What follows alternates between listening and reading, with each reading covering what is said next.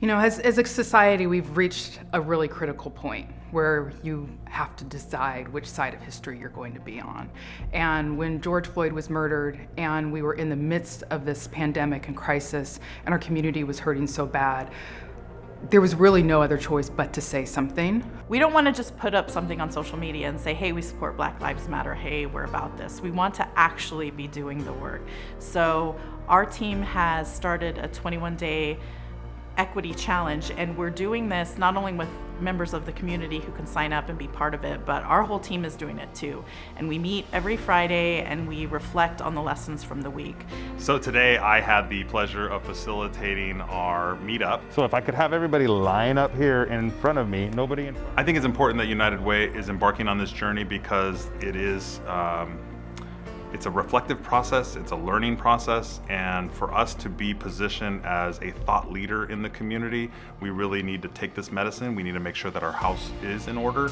It's called a challenge for a very specific reason, because you are challenging yourself. You're challenging yourself to commit to something for 21 days. You're challenging yourself to learn about things that you maybe thought that you knew about it and just go deeper. And you're challenging yourself to be a part of this change in our community. I have been making statements to people that I thought were really good statements, caring statements, and I found out that the way that I intended to deliver them was not the way they were being received.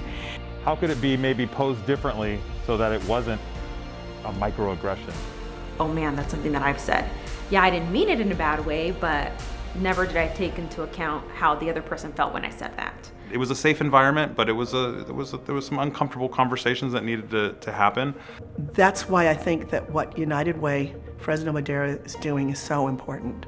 We need to all be doing it. A lot of white people say, I'm not racist, I don't have anything to do with white nationalism, I'm not a member of the KKK, I'm not violent. But when you're being quiet about it and you're not helping to fix things, you are part of the problem. If your ancestors were forced to come to the United States not by their own choice, take one step backward. If we're going to put ourselves out of business, if we could have a day 100 years from now where we don't have a United Way, where we don't need a United Way, that the only way we were going to get there is if we deal with racism, and specifically if we deal with structural racism. What we're really trying to focus on is what causes poverty, what keeps people in cycles of poverty year after year, generation after generation, and address that and not just the immediate need. I bring it up because I think this one is very much at the heart of what we're doing in this work. Is something that we as a team need to be aware of because it can be a huge pitfall in this work, especially. Well, I really hope that it helps us have a better understanding of the communities that we're serving and really help them, not speak for them, but just help them take that back and say, you are strong, you can say this and you can do it. So get uncomfortable. That's what we're all doing. It's the cool thing to do. And I guarantee that after that, there's so much growth on the other side of that discomfort.